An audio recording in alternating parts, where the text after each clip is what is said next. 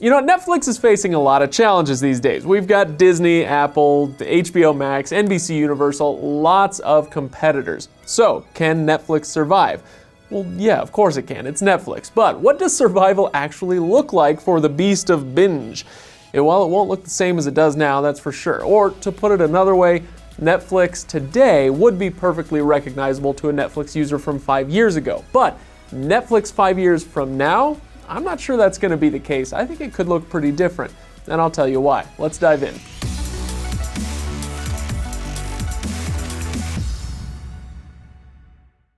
Now, first of all, of course, don't forget to subscribe if you enjoy what we do. Now, let's go on and talk about the future of Netflix. First of all, let's talk about its strengths and what Netflix has going for it going forward. First of all, speaking of going forward, they have massive amounts of momentum. Worldwide, they've got 151 million subscribers, 158 if you count the free trials. But even just in the US, 60 million subscribers. And so it's going to take a massive effort to stop something that huge. A massive effort like, I don't know, say 3 or 4 near simultaneous challengers? Yeah, that could do it.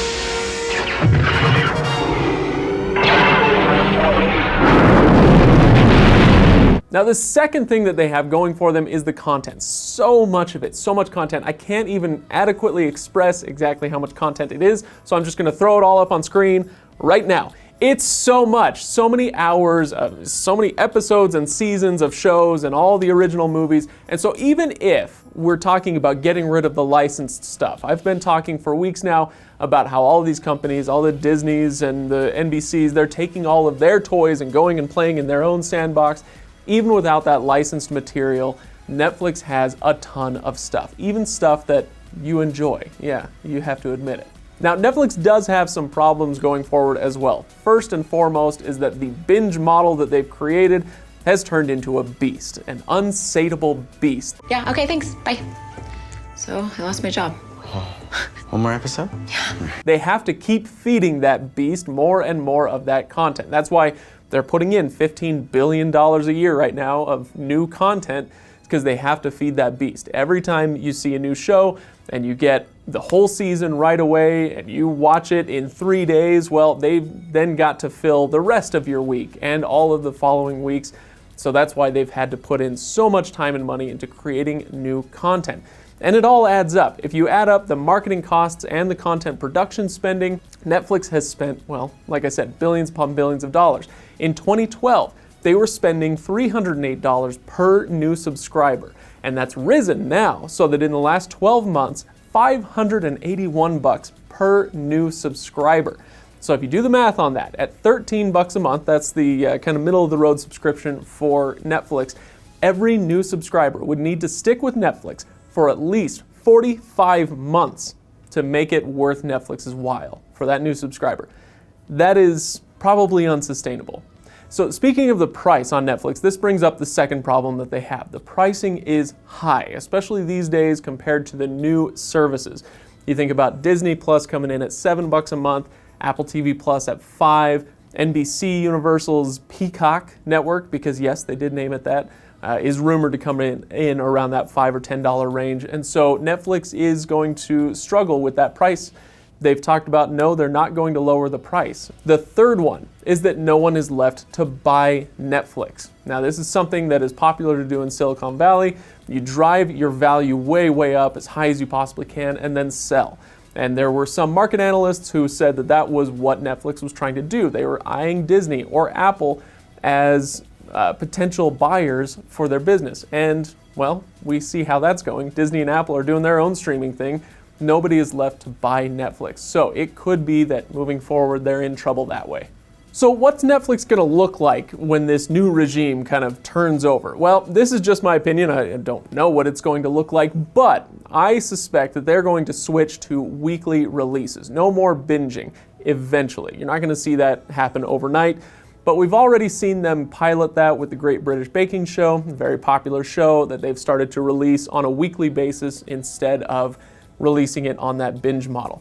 What that does is it makes it, like I was saying earlier, so that they don't have to produce so much content at once. it's going to keep you around. If you find a show that you love, maybe it's the Great British Baking Show, maybe it's the new season of Altered Carbon, maybe it's Stranger Things, whatever the case happens to be, if they can stretch that out over 10 weeks instead of releasing it all at once, it's going to keep you around longer.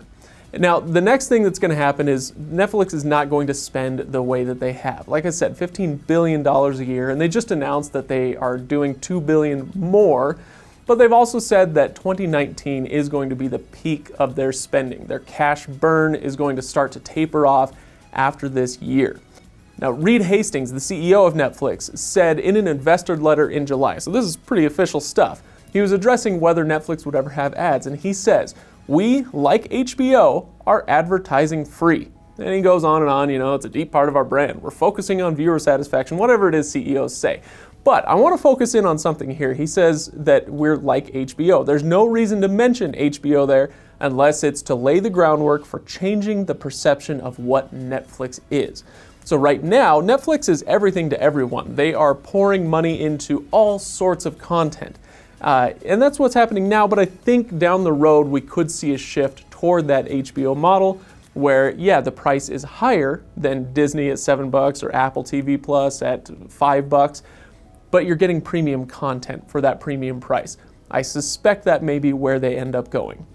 So the bottom line here is we're going to have to get used to the idea of a different type of Netflix. You can kind of compare Netflix right now to Facebook in 2009, or the Bulls in the mid-90s, or the Yankees forever. The point is, it seems like they are too big. They have so much power and influence, and nobody can take them down, and it's unimaginable that they would ever not be great. Now, though, things will probably change. Facebook has obviously fallen. The Bulls suck. Tom Brady won't be around forever with the Patriots, that sort of thing. Netflix eventually will have to make peace with being a different type of player in the streaming arena. They won't be the dominant player the way that they are now, but they will still probably be a major one. And so with that will come some changes, but I think we'll all get used to that. And frankly, I'm looking forward to having a lot more competitors to go along with Netflix and a lot more content for us to enjoy on different platforms. But let me know what you think. Hit the comments below. If you enjoy what we do here, again, give us a like and subscribe. Thanks so much for watching, everybody. I'll see you next time. Are you excited for Disney Plus? If not, go away.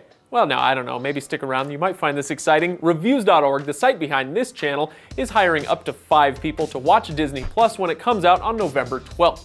But watch it a bunch. 30 movies in 30 days. So if you're a Disney fanatic, this should be right up your alley.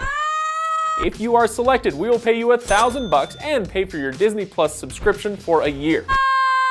Check the description below for the link. Make sure you're subscribed to our YouTube channel. That's where we're going to announce the successful candidates, and we all want to share our Disney Plus experiences together there when it comes out. And here's to you, future colleagues.